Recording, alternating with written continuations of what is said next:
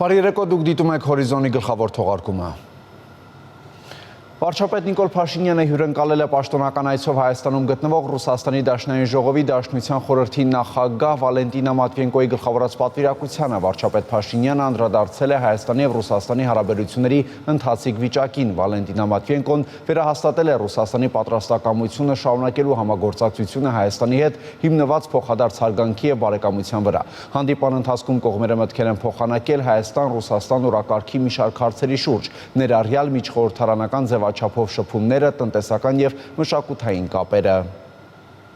Հայաստանի ազգային ժողովի նախագահ Ալեն Սիմոնյանը ևս ընդունել է Ռուսաստանի Դաշնային ժողովի Դաշնության խորհրդի նախագահ Վալենտինա Մատվիենկոյի գլխավորած պատվիրակությանը։ Հայաստանի ազգային ժողովի նախագահը նախ առանձնազրույց է ունեցել ռուս գործընկերոջ հետ, ինչին հաջորդել է ընդլայնված կազմով հանդիպումը։ Ալեն Սիմոնյանը վերահաստատել է Հայաստանի դիրքորոշումը տարածաշրջանում հարատև խաղաղության հաստատման հարցում, նշելով, որ Հայաստանը սպասում է ադրբեջանական կողմին, որպեսզի ստորագրվի Հայաստանի և Ադրբեջանի միջև արդեն համաձայնեցված խաղաղության համաձայնագիրը։ Ռուսաստանի Դաշնային ժողովի Դաշնության խորհրդի նախագահն էլ իր հերթին ընդգծել է, որ Ռուսաստանի Դաշնությունը տարածաշրջանում խաղաղության ու կայունության կողմնակից է։ Ալեն Սիմոնյանը ռուս գործընկերոջ ուշադրությունն է հրավիրել Ադրբեջանում գտնվող գերիների ապօրինի պահվող և անհետ կորած համարվող անձանց խնդրին։ Այնուհետև Ալեն Սիմոնյանը և Վալենտինա Մատվիենկոն մասնակցել են Ռուսաստանի և Հայաստանի խորհրդարանների միջև համագործակցության միջխորհրդարանական հանձնաժողովի 39-րդ նիստի պաշտոնական բացմանը։ Նրանք շրջել են նաև ազգային ժողովի շենքում ու մասնակցել «Ճանապարհ դեպի Սանահին» մեկ մանկատան պատմություն խորագրով ցուցահանդեսին, որի նյութերը տրամադրվել են Սանկտ Պետերբուրգի մշակույթի կոմիտեի և Լենինգրադի պաշտպանության ու շրջափակման պետական հուշահամալիր թանգարանի կողմից։ Երևանում կայացել է հայ-ռուսական միջտարածաշրջանային համագործակցության 10-րդ համաժողովը, ինչն ըստ ազգային ժողովի նախագահ Ալեն Սիմոնյանի վկայում է հայ-ռուսական հարաբերությունների խորացման նկատմամբ ունեցած հանձնառության մասին։ Երևանում կայացավ հայ-ռուսական միջտարածաշրջանային համագործակցության 10-րդ հոբելյանական համաժողովը։ Ազգային ժողովի նախագահի խոսքով հենց միջտարածաշրջանային կապերն են, որ երկու երկրների հարաբերություններին հաղորդում են կենդանի շունչ, գործնական բովանդակություն և կայունություն։ Այդ հարաբերությունները անդրադառնում են մարդու ամենօրյա կյանքի կարևոր ոլորտներին՝ տնտեսությունից, կրթությունից և մշակույթից մինչև զբոսաշրջություն ու առողջապահություն։ Այսօրվա համաժողովը վկայում է հայ-ռուսական հարաբերությունների խորացման նկատմամբ ունեցած հանձնառության մասին։ Այստեղ են ձևավորվում այն նախաձեռնությունները, որոնք հետագայում իրականություն են դառնում, վերածվելով արդյունաբերության, գյուղատնտեսության,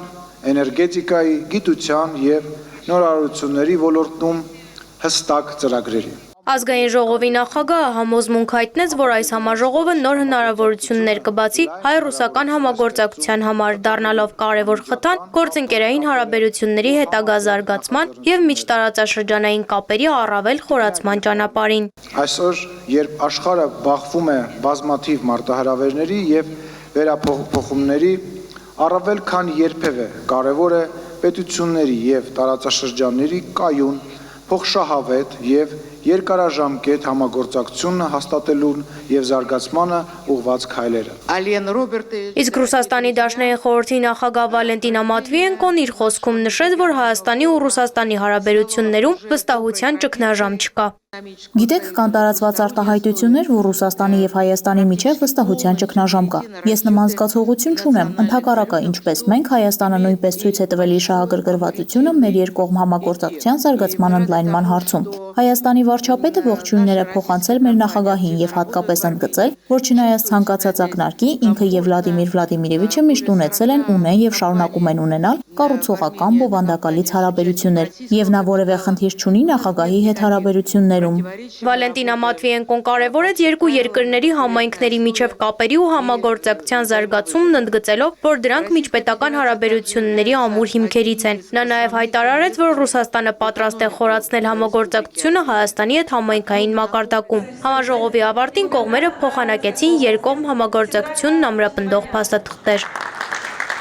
Զվարթ Ղազարյան, Հայկ Սուքիասյան, Հորիզոն։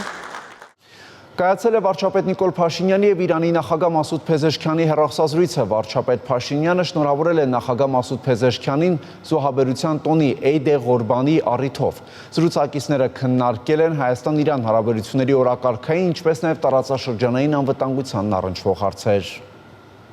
Ազգային անվտանգության ծառայությունից հայտնում են, որ Սյունիքի մարզի երկու անչափահաս բնակիչներ մոլորվել են եւ հայտնվել Ադրբեջանի տարածքում ստացված տվյալների համաձայն Սյունիքի մարզի տեղ համայնքի բնակիչներ 2007 թվականին ծնված Կարեն Արմենի Ջանգիրյանը եւ 2008 թվականին ծնված Անդրեյ Արմենի Գյագունցը հունիսի 6-ին ժամը 1:20-ի սահմաններում Սյունիքի մարզի Արավուզ գյուղի հարակից հատվածում տեղանքում մոլորվելու հետևանքով հայտնվել են Ադրբեջանի տարածքում։ Ձեռնարկվում են անհրաժեշտ բոլոր միջոցները քաղաքացիների գտնվելու վայրը պարզելու եւ նրանց անվտանգ վերադարձն ապահովելու ուղղությամբ, ասված է հաղորդագրության մեջ։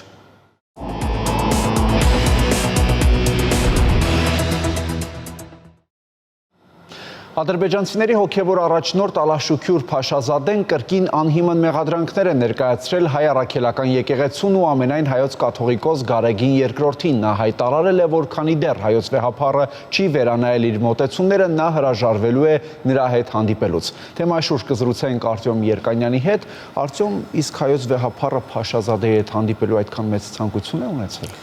Այս օրերին մահմեդականները տոնում են Գուրբան Բայրամ մահմեդական տոնը եւ այդ կապակցությամբ ուրփաթօրյա տոնական նամազից հետո Շեյխուլ Իսլամ Հաջիզադեն հարցազրույց է տվել լրագրողներին եւ հակառակ այդ տոնի խորհրդին հանդես է եկել կրկին բացահայտ սադրիչ հայտարարություններով։ Նա ասել է, որ չի ցանկանում հանդիպել հայոց պատրիարք Գարեգին II-ի հետ, հետևյալ կերպ պատճառաբանելով. չեմ ցանկանում նրա հետ հանդիպեն, քանի որ դա իմ արժանապատվությունից ցածր է։ Ասել է, քանի դեռ հայոց վեհափառը շարունակում է միջամտել քաղաքականությանը եւ ռևանշիզմ է տարածում, նրա հետ խոսելու բան չունի։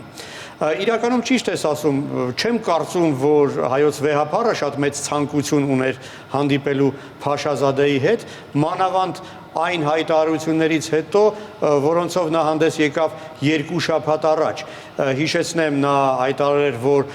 հայկական եկեղեցին սեփականացնում է ադրբեջանական ժառանգությունը, Էջմիածինը նա անվանել էր Ուչմիածին եւ հայտարարել, որ դա պատմական ադրբեջանական հողեր են, իսկ ամենաիր կարևոր հայտարարությունը հետեւյալն է, նա ասել էր, որ հայկական եկեղեցու նպատակը այն է, որ այն բանից հետո, երբ ոչնչացվի հայկական պետականությունը, որ Էջմիածինը պահպանի իր եկեղեցական կառույցը ադրբեջանական հողերում։ Իսկ հիմա մեջբերում եմ նրա խոսքերը։ Այսպիսով հայկական եկեղեցին նենք նպատակ ունի շարունակել իր գոյությունը մեր պատմական հողերի վրա։ Այսինքն նա բացառում է ոչ միայն հայկական պետական գոյության իրավունքը մեր հողերի վրա, այլ նաև եկեղեցի ունենալու իրավունքը հայերի։ Կարծում եմ այս ամենից հետո իսկապես հայոց վեհափառը խոսելու բան չունի այդ մարդու հետ եւ հաշվի առնելով, որ դա նրա նման առաջին հայտարարությունը չէ, տարիներ առաջ աչքի էր ընկել մեկ այլ նման հայտարարությամբ, հայտարարելով, որ մեջբերում եմ սուտն ու դավաճանությունը բոլոր հայերի արյան մեջ է։ Իսկ արդյոք աշխարհի հոգևոր առաջնորդները նկատել են Փաշազադեի այս սադրիչ հայտարարությունները։ Այդ հայտարարությունից հետո Մայրաթորը դատապարտել էր եւ կոչ էր արել հոգեվոր առաջնորդների նկատել եւ նույնպես գնահատական տալ, բայց ոնց հասկանում եմ աշխարհում առանձնապես չեն նկատել Փաշազադեի այս սադրիչ հայտարարությունները, մեկ այլ դեպքում նա կամ նման հայտարարությամբ հանդես եկած հոգևորականը պետք է որ բոյկոտի արժանանար, մի բան, ինչը Փաշազադեի դեպքում առայժմ չեմ տեսնում։ Ավելին, այսօր Ալախշուքյուր Փաշազադեն հայտարարել էր, որ պատրաստվում է հանդիպում ունենալ Հռոմի նորընտիր պապի հետ։ Բանն այն է, որ շուտով մահմեդական ավագանիների խորհրդի նիստ է լինելու, հանդիպում է լինելու Վատիկանում եւ այդ խորհրդի անդամ է նաեւ նաև Փաշազադեն, եւ նա հույս ունի, որ Վատիկանում կարողանա առանձին հանդիպում ունենալ Հռոմի Պապին եւ օգտվելով այդ հանդիպումից պատրաստվում է նրան հրավիրել Բաքու։ Կարծում եմ Պոնտիֆիկոսը տեղյակ չէ այն մասին, թե ինչ է երկու շաբաթ առաջ ասել Ալախշուքյուր Փաշազադեն հայերի մասին, կարծում եմ ով որ ունի այդ հնարավորությունը տեղ հասցնելու այդ ինֆորմացիան պետք է որ օգտվի այդ հնարավորությունից, քանի որ կարծում եմ Հռոմի կաթոլիկ եկեղեցուն պատիվ չի բերի, եթե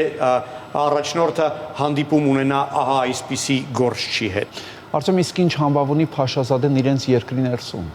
Դե եթե դատենք Ադրբեջանի անդիմադիր լրատվամիջոցների հրապարակումներից, այդ համբավը շատ եւ շատ ցածր է։ Նրան մեղադրում էին անօրինական ձեռնարկատիրական գործունեություն ծավալելու մեջ, կաշառք ստանալու մեջ, մասնավորապես գրում էին, որ նա փող է վերցնում Մեկա հաջ արտոնելու համար, գրում էին, որ նա տարածել է իր մենաշնորհը ծաղկի բիզնեսի վրա, գրում էին, որ նրա որդին, ով Թուրքիա է տեղափոխվել, այնտեղ 100,000-ավոր դոլարների հասնող գույք ունի, իսկ ինքը Փաշազադեն չեխական Կարլովի Վարի քաղաքում մի քանի առանձնատուն է գնել մի քանի միլիոն դոլարով։ WikiLeaks-ը տարիներ առաջ գրում էր, որ Փաշազադեն իրականում թալիշ է ազգությամբ եւ որ շատ ցածր համբավ ունի Ադրբեջանի մահմեդականների շրջանում։ Իսկ Բաքվի մահմեդական համալսարանի ռեկտոր Հաջի Հասանլին գրում էր, որ նա KGB-ի գործակալ է եղել եւ WikiLeaks-ը այս տեղեկությունը նույնպես հաստատում է։ Չնայած այս ամենին Ադրբեջանի Նոբելյան կոմիտեն 3 անգամ Փաշազադեին առաջադրել է որպես Նոբելյան մրցանակի դափնեկրի թեկնածու։ Շնորհակալություն Արծև։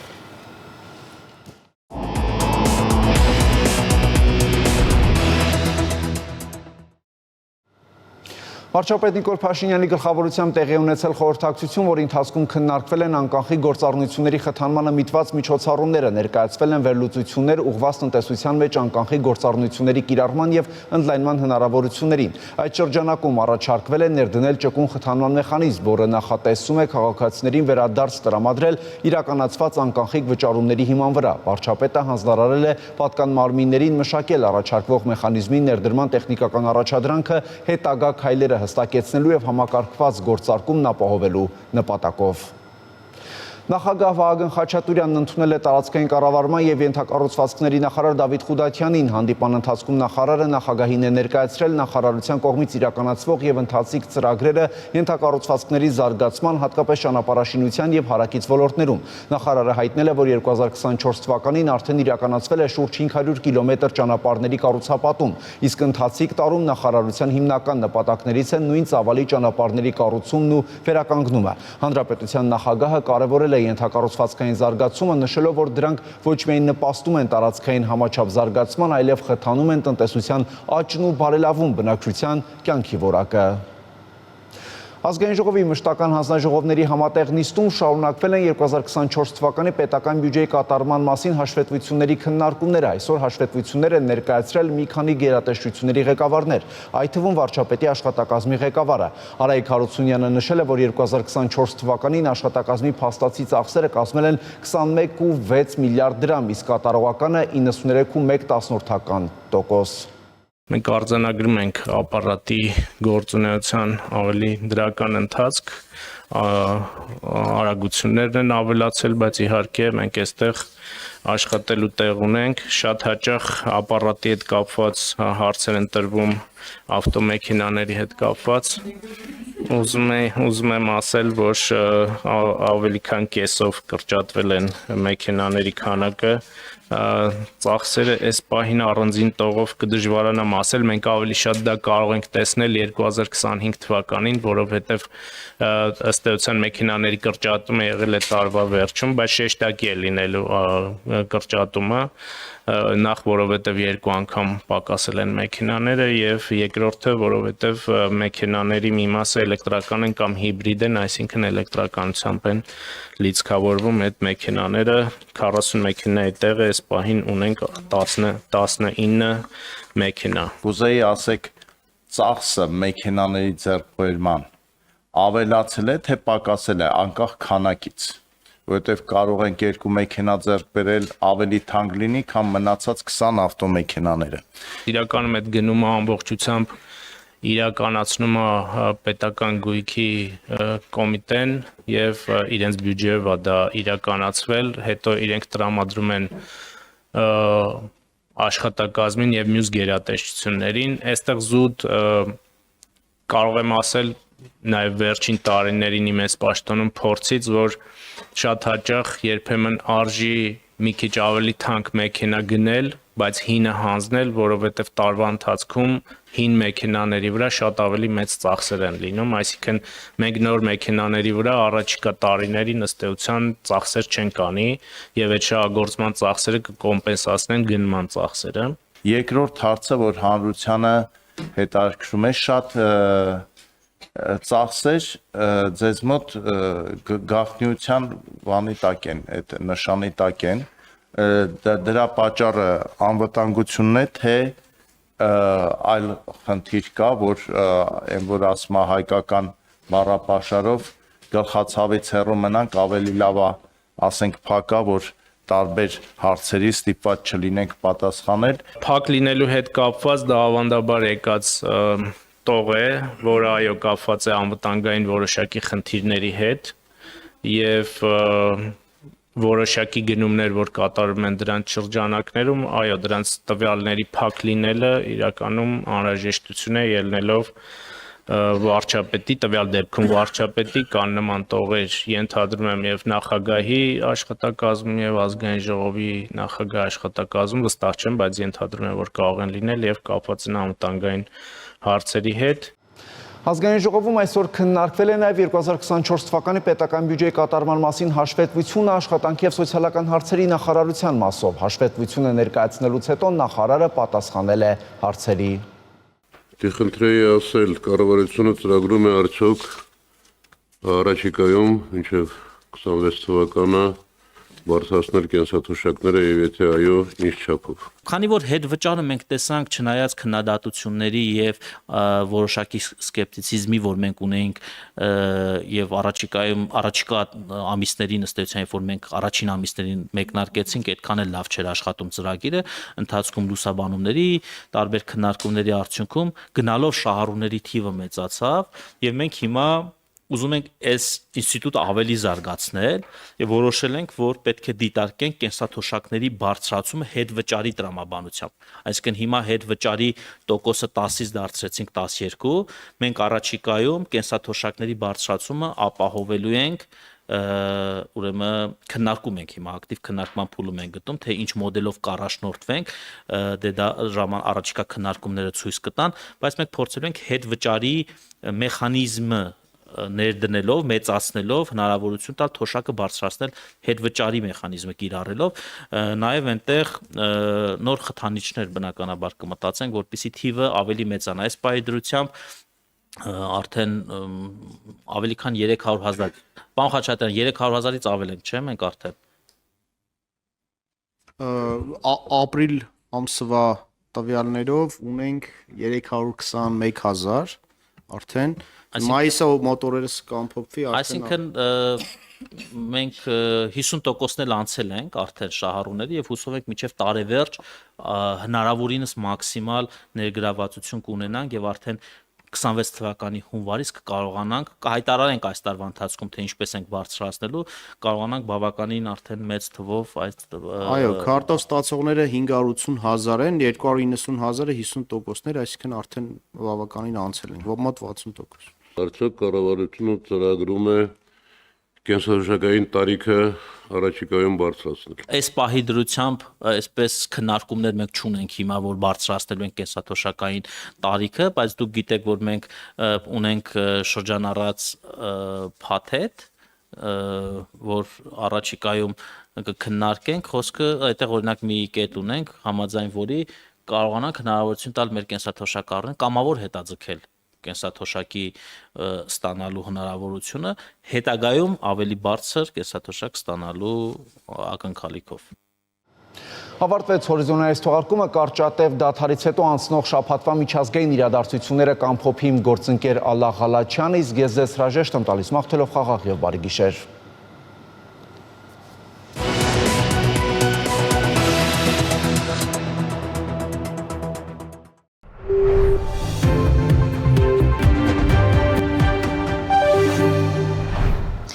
Բարև ձեզ, հորիզոնի այս հատվածում կամփոփենք շաբաթվա ընթացքում աշխարհում տեղի ունեցած միջազգային կարևոր իրադարձությունները։ Այս շաբաթ ուշադրության կենտրոնում Ստամբուլում կայացած ռուս-ուկրաինական բանակցություններն էին։ Այս հանդիպման ժամանակ Մոսկվան եւ Կիևը կարողացել են համաձայնության գալ նոր մարդասիրական միջոցառումների շուրջ։ Սակայն հրադադարի մասին խոսք անգամ չի եղել, առավել ևս խաղաղության համաձայնագրի մասին։ Ռուսական պատվիրակությունը, ինչպես նախորդ անգամ, գլխավորում էր նախագահի օգնական Վլադիմիր Մեդինսկին, իսկ ուկրաինական պատվիրակությունը պաշտպանության նախարար Ռուստեմ Ումերովը։ Ստամբուլի բանակցությունների արդյունքները բացասական չեն, բանակցություններից հետո հայտնել է Թուրքիայի արտգործնախարարության ներկայացուցիչը։ Բանակցությունների երկրորդ փուլը տեղի ունեցավ Ռուսաստանի եւ Ուկրաինայի միջև փոխադարձ հարձակումների սրման ֆոնին։ Ռուսաստանի եւ Ուկրաինայի ուղիղ բանակցությունների երկրորդ փուլը, որը տևել է 1 ժամից մի փոքր ավելի, այս անգամ տեղի ունեցավ Ստամբուլի Չերաղան Փելիս հյուրանոցում, որը ժամանակին ամրոց է եղել։ Ուկրաինայի պատվիրակության ղեկավարը հայտնել է, որ Մոսկվան Կիևին է փոխանցել խաղաղության համաձայնագրի հուշագրի տեքստը, որին դեռ ծանոթանում են։ Այս անգամ բանակցությունների ընթացքում կողմերը համաձայնել են փոխանակել ծանր վիրավոր մինչև 25 տարեկան գերիներին։ Ուկրաինան ռուսական պատվիրակությանը փոխանցել է նաև երեխաների ցանկը, որոնք պատերազմի ընթացքում ապօրինաբար տեղափոխվել են Ռուսաստան։ Հուշագրի ուկրաինական տարբերակը X-ում հրապարակեց Financial Times թերթի թղթակիցը, որով առաջարկում է գերիների փոխանակում, ուկրաինացի երեխաների վերադարձ եւ 30-օրյա լիակատար հրադադար, իսկ տարածքային հարցերը պետք է քննարկվեն միայն հրադադարից հետո։ Ուկրաինան նաեւ պնդում է, որ հետագայում անվտանգության երաշխիքներ տրվեն եւ չի պարտավորվում հրաժարվել ՆԱՏՕ-ին եւ Եվրամիությանն անդամակցելուց։ Բացի այդ, որևէ սահմանափակում չպետք է դրվի ուկրաինական բանակի կամ Ուկրաինայի տարածքում բարեկամ երկրների զորքերի տեղակայման վրա, պայմաններ, որոնց Կրեմլը հիմնականում դեմ է։ Ինչ վերաբերում է հուշագրի ռուսական տարբերակին, ապա այն Մեդինսկին միայն կեսօրին հայտարարեց։ Ռուսական փաստաթուղթը բաղկացած է երկու մասից՝ ինչպես հասնել երկարաժամկետ խաղաղության եւ ինչ քայլեր են անհրաժեշտ լիակատար հրադադարի համար։ Իսկ երեկոյան հուշագրի տեքստը հրապարակեց պետական 10 գործակալությունը։ Փաստաթուղթը պարունակում է պահանջներ, որոնք Ռուսաստանը բազմիցս հրապարակայնորեն հնչեցրել է։ Օրինակ Կիևի կողմից ռազմական դաշինքներին եւ կոալիցիաներին, այսինքն ՆԱՏՕ-ին եւ Եվրամիությանը միանալուց հրաժարվելու, ուկրաինական բանակի առավելագույն թվաքանակի ստեղծման եւ Կիևի ոչ միջուկային կարգավիճակի պահանջները։ Փաստաթղթում նաեւ խոսվում է օկուպացված եւ անեքսիայի ենթարկված Լուգանսկի ժողովրդական հանրապետության, Դոնեցկի ժողովրդական հանրապետության, ինչպես նաեւ Զապորոժիեի եւ Խորսենի մարզերի մի մասը որպես ռուսական տարածքներ ճանաչելու անհրաժեշտության մասին։ Իդեպ բանակցություններին ընդառաջ սրվեց նաև ռազմական իրավիճակը։ Ուկրաինան հունիսի 1-ին հարվածեց Ռուսաստանի տարածքում տեղակայված տասնյակ հեռահար ռմբակոծիչների, կիրառելով բեռնատարներով երկիր ներմուծված եւ տեղում գործարկված դրոններ։ Նախագահ Վլադիմիր Զելենսկին այս գործողությունն անվանեց բացարձակապես փայլուն արդյունք, նշելով, որ դրա նախապատրաստումը տևել է ավելի քան 1.5 տարի։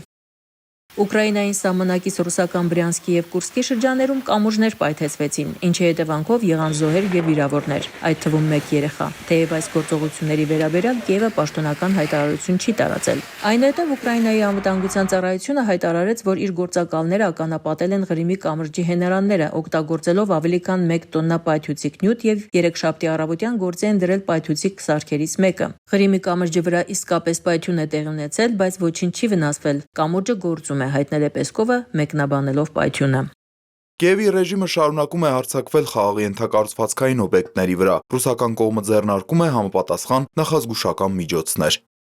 Աստված սիրում է երրորդությունը, իսկ Ուկրաինայի անվտանգության ծառայությունը միշտ իր ծրագրածը հասցնում է ավարտին եւ երբեք չի կրկնվում։ Նախկինում մենք 2 անգամ 2022 եւ 2023 թվականներին խոցել ենք Ղրիմի կամուրջը։ Այսօր մենք շարունակեցինք այս ավանդույթը։ Մեր պետության տարածքում Ռուսաստանի Դաշնության որևէ անօրինական օբյեկտ տեղ չունի։ Հետևաբար Ղրիմի կամուրջը միանգամայն օրինական թիրախ է, հատկապես հաշվի առնելով, որ թշնամին այն օգտագործել է որպես լոգիստիկ զարկերակ իր զորքերի մատակարարման համար։ Ղրիմն Ուկրաինա է եւ օկուպացիայի ցանկացած դրսեւորում կստանա մեր կոշտ պատասխանը։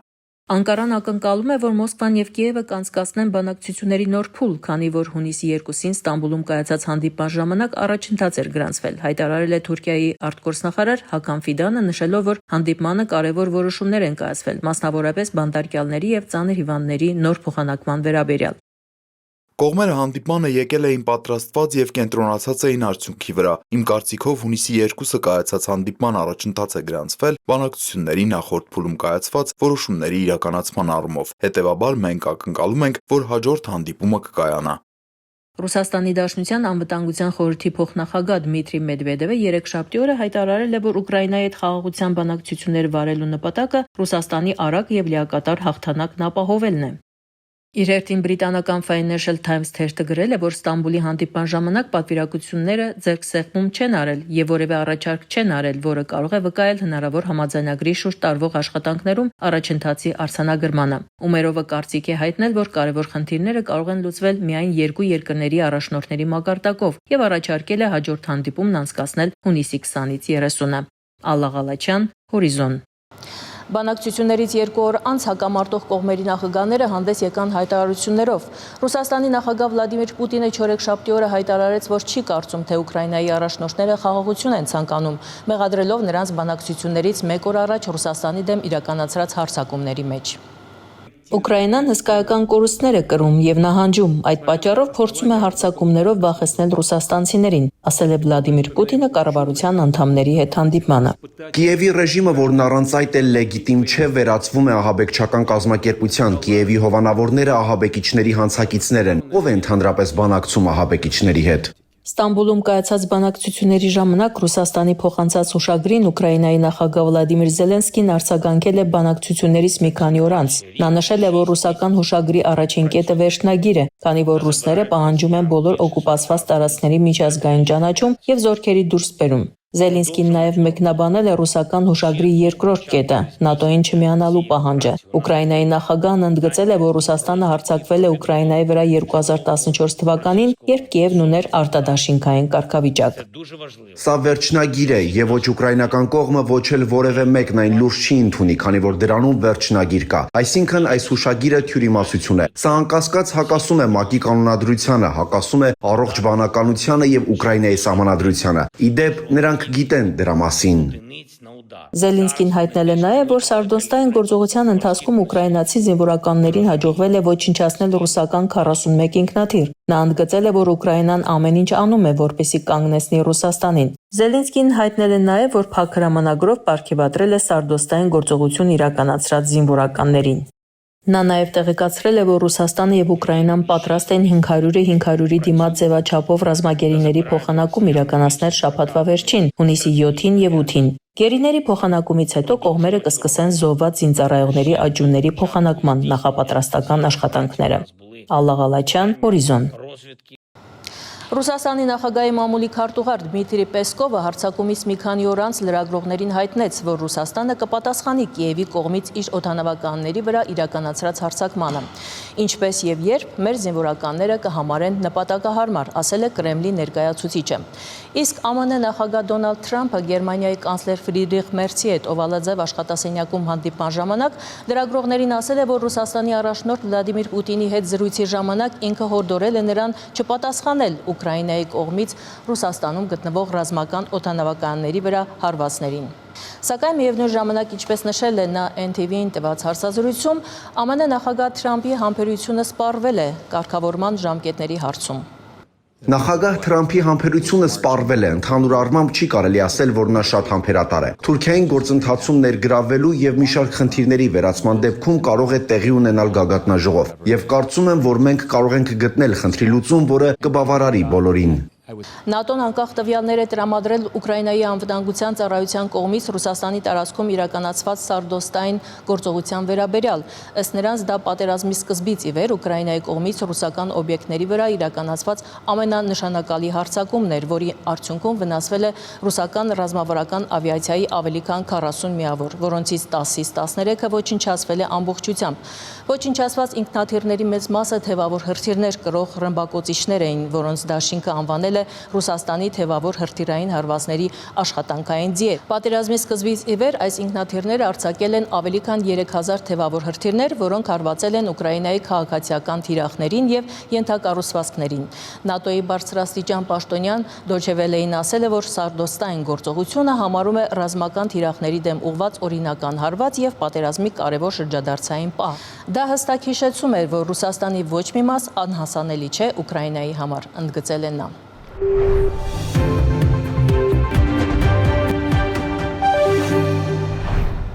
Այս շաբաթ Բալտիկ ծովում Ռուսաստանի եւ ՆԱՏՕ-ի զորավարժությունները որոշակի պահի տեղի կունենան միաժամանակ, ինչը կարող է սրել իրավիճակը։ Այս մասին գրում է Bild պարբերականը։ Հունիսի 3-ին մեկնարկել են ՆԱՏՕ-ի Baltops 2025 ռազմածովային զորավարժությունները, որոնք Բալտիկ ծովում անցկացվում են 1972 թվականից ի վեր։ Այս անգամ ՆԱՏՕ-ն միայնակ չի լինի, նշել է հրատարակությունը, հիշեցնելով, որ երեքշաբթի օրվանից սկսած տարածաշրջանում զորավարժություններ է անցկացնում նաև Ռուսաստանը։ Իդեպ ռուսական կողմը այս տարվա զորավարժությունները սկսել է սովորականից մեկ ամիս շուտ, դրանց մասնակցում է ավելի քան 20 ռազմանավ։ Ռուսաստանի եւ ՆԱՏՕ-ի ուժերը կարող են վտանգավոր կերպով մոտենալ, կարծում է պարբերականի սյունակագիրը։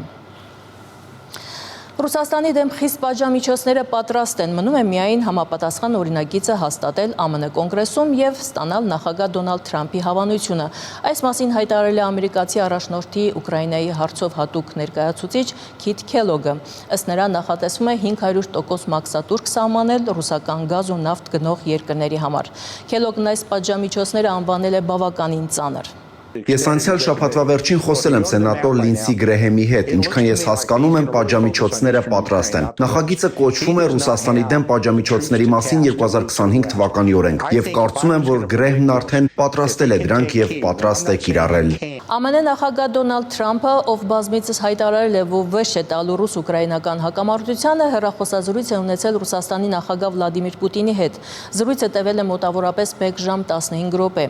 Երկու երկրների ղեկավարները քննարկել են Ուկրաինայի կողմից օդանավակայաններում ռուսական ինքնաթիռների վրա իրականացրած հարձակումներն ու երկուստեք իրականացրած այլ գործողությունները։ Սպիտակ տան ղեկավարը նշել է, որ դա լավ զրույց էր, բայց ոչ այնպիսին, որը կհանգեցնի անհապաղ խաղաղության։ Զրույցի ընթացքում քննարկվել է նաև Իրանի հարցը։ Նախագահ Պուտինը շատ հստակ ասել է, որ ստիպված կլինի արձագանքել օդանավակայանների վրա վերջերս տեղի ունեցած հարձակմանը։ Քննարկեցինք նաև Իրանի հարցը, եւ այն փաստը, որ միջուկային գործարքի վերաբերյալ որոշում կայացնելու Իրանի ժամանակը սպառվում է։ Մենք համաձայնության եկանք այդ հարցի շուրջ։ Նախագահ Պուտինն առաջարկեց, որ կմասնակցի Իրանի հետ քննարկումներին եւ գուցե կկարողանա օգտակար լինել արագ լուծում ունենալու հարցում։ Կարծում եմ, Իրանը դանդաղում է այս շատ կարևոր հարցի վերաբերյալ որոշում կայացնելիս եւ մեզ անհրաժեշտ է վերջնական պատասխան, որքան հնարավոր է շուտ։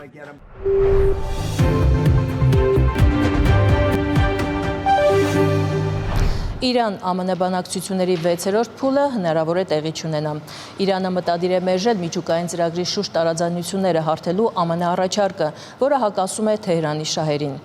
ԱՄՆ պահանջում է, որ Իրանը լիովին դադարեցնի ուրանի հարստացումը, փակի միջուկային բոլոր օբյեկտները, որոնց վրա տարիներ ի վեր միլիարդավոր դոլարներ է ծախսել։ Իրանի համար դա կարմիր գիծ է։ Արտգործնախարար Աբբաս Արաղչին այս շաբաթ Եգիպտոսում եւս մեկ անգամ ասել է, որ Իրանը ուրանի հարստացումից երբեք չի հրաժարվի։ Reuters-ն ու New York Times-ը ծանոթացել են ամերիկյան առաջարկներին, որոնք Սպիտակ տունն անցած շաբաթ փոխանցել էր Թեհրանին։ Ըստ արևմտյան պարբերականների Թեհրանի համար անընդունել է նաև այն, որ ամերիկյան առաջարկների փաթեթում որևէ հստակ տող չկա Իրանի հանդեպ պատժամիջոցները չեղարկելու կամ սառեցնելու վերաբերյալ։ Պաղեստինյան համաշարժումը միջնորդներին է ներկայացրել իր պատասխանը ԱՄՆ նախագահի հատուկ դեսպանորդ Սթիվեն Ուիթքոֆի առաջարկին Գազայի հատվածում հրադադարի վերաբերյալ։ Այս մասին ասվում է Համասի Telegram ալիքում հրապարակված հայտարարության մեջ։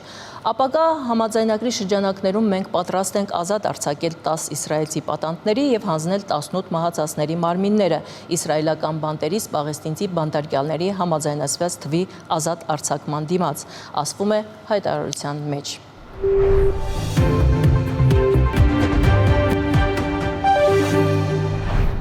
Իլոն Մասկը իր սոցիալական ցանցում քննադատել է Դոնալդ Թրամփին։ Հենց բյուջեի շուրջ նախագահի հետ անհամաձայնությունների պատճառով էր, որ նա անցյալ շաբաթ լքեց ԱՄՆ կառավարությունը։ Կառավարության արդյունավետության դեպարտամենտի նախկին ղեկավարը բավականին սուր է քննադատել Թրամփի վարած տնտեսական քաղաքականությունը։ Վերջին 4 ամիսների ընթացքում Ամերիկայի Միացյալ Նահանգների բյուջեի կտրուկ կրճատման հանձնառությունը ստացած միլիարդատերը Սենատում ներկայացված օրենսդրական ակտը անվանել է զզվելի, ասելով, որ այն նախատեսված է ընտրողներին գնելու համար եւ կմեծացնի արդեն իսկ հսկայական բյուջետային դեֆիցիտը մինչեւ 2.5 տրիլիոն դոլարով ու ամերիկացիներին կտանի պարտքային ստրկության։ Կներեք, բայց այլևս չեմ կարողանում դիմանալ, ամոթ նրանց, ովքեր քվեարկել են նրա օգտին, դուք գիտեք, որ սխալվել եք, գրել է Մասկը իր X սոցիալական ցանցում։ Մասկի հայտարարությունից հետո Թրամփի եւ Մասկի միջև մեծ վեճ է տեղի ունեցել։ Թրամփը միլիարդատիրոջը խելագար է անվանել, Մասկը նախագահային մեղադրել է անշնորհակալության մեջ։ ԱՄՆ նախագահ Դոնալդ Թրամփը հայտարարել է, որ շատ զարմացած եւ հիասթափված է նախկին դաշնակից Իլոն Մասկի քննադատությունից իր բյուջետային կարևոր օրինագծի վերաբերյալ։ Աշխարհի ամենահարուստ մարդը Իլոն Մասկը, որը Թրամփի քարոզարշավի վրա ծախսել է ավելի քան $250 միլիոն, վրդովված է նախագահի անշնորհակալությունից եւ ասել է, որ առանց նրա չէր հաղթի ընտրություններում։ Թրամփի եւ Մասկի միջև վեճից հետո միլիարդատիրոջ Տեսլայի բաժնետոմսերը 15%-ով անկում ապրեցին։ Սա վերջին 3 ամսվա ընթացքում ամենամեծ մեկօրյա անկումն էր, հայտնում է BBC-ն։ Այս շաբաթվա համար այսքանն ենք նախատեսել, կհանդիպենք հաջորդ շաբաթ։ Ցտեսություն։